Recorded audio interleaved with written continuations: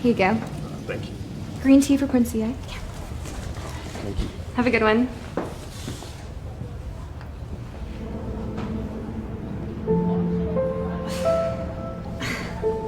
How can I help you? Hello.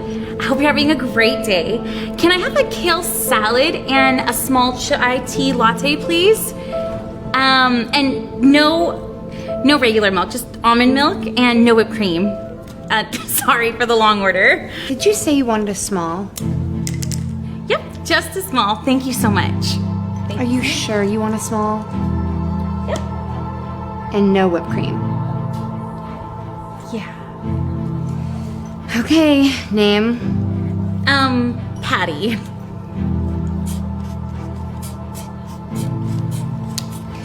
One small chai tea latte for Fatty.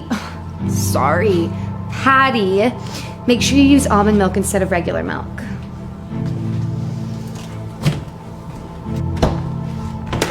And did you want peanuts with that?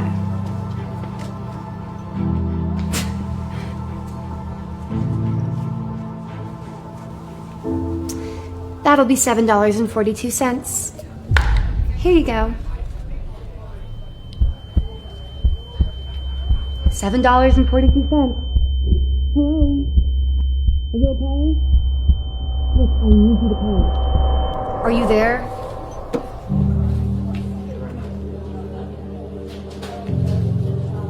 Whoa. How dare you? Are you serious? Who's the manager at this store? You know what? Never mind. You're so worried about what goes into her mouth that you can't see the crap that's coming out of yours. Listen, I don't care if you're fit or you do keto. You ask her for peanuts like she's an elephant, but the real elephant in this room is your ego. Have you ever gotten bullied? Do you know what that feels like? This ain't high school anymore, Karen. This is real life. And people like you live life like a seesaw. In order for you to feel high, you have to put others down. But I'm gonna give you a life lesson now. Eventually, you'll be the one falling to the ground. Seriously? You're just pro-fat acceptance. No, fat acceptance is accepting that you're going to an early grave, and there's nothing you can do to be saved. Couldn't you see she's working to change? I mean, her food selection was obvious proof. Or do you shame sick people in hospitals too? Plus, none of that even matters. You never know what somebody's going through. Everybody is fighting silent battles, some living in invisible prisons. And in case you didn't know, here's some nutritional wisdom. Food is not just something you eat. It is also a coping mechanism. And the more you shame, the more you lower someone's self-esteem, creating guilt and low confidence, which leads to stress eating and weight gain, which means you're causing what you claim you want to prevent. Stop glorifying obesity. I'm not glorifying obesity. I'm glorifying treating people as human beings with decency. So many studies show that fear and shame do not motivate change. They just make people more depressed and miserable, because mental health is twice as important as physical. I know people with perfect bodies, better than yours, and much better than mine, yet felt ugly inside. People like Marilyn Monroe, the most beautiful actress of all time, committed suicide. So don't victimize the victim with the words that you say. Plus, I mean, how can you not have some kind of eating disorder living in this world today? Let me tell you something serious. Many magazine cover models work out and diet so hard that they no longer have their period. Yeah, it's real like that.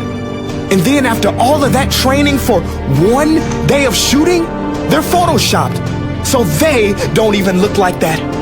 Our beauty standards are so unrealistic. They are crimes against us to trick us into spending more money to reach an image that never even existed. We are all victims, and I didn't even mention the food system. Did you know companies like Doritos spend millions of dollars putting people in MRI machines so they can tweak their formula to addict us?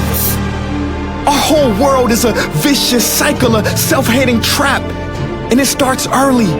Want to hear a crazy stat? One study shows that 80% of 10-year-olds' greatest fear is being fat. Now look, I'm not gonna shame you for shaming her. That's lame. I forgive you because I know you too can change. This world needs more understanding, less blame, more support, less shame. Life is so hard already.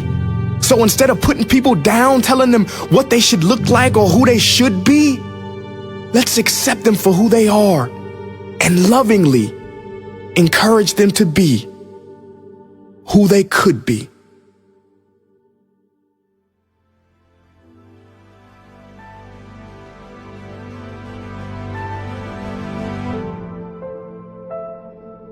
Patty! Excuse me? Patty, I don't want any trouble.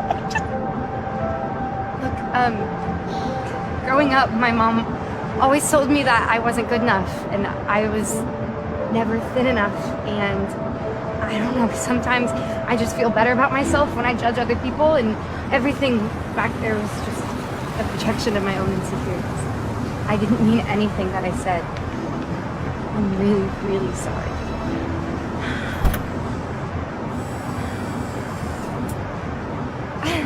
Mr. Sharp, hi. What are you doing here? What is it, Karen? I can't come and check on my own coffee shop? No, you're the boss. I see you met my daughter, Pat. Are you crying, sweetie? No, Karen told a really funny joke. You ready to go, sweetie? Come on, baby.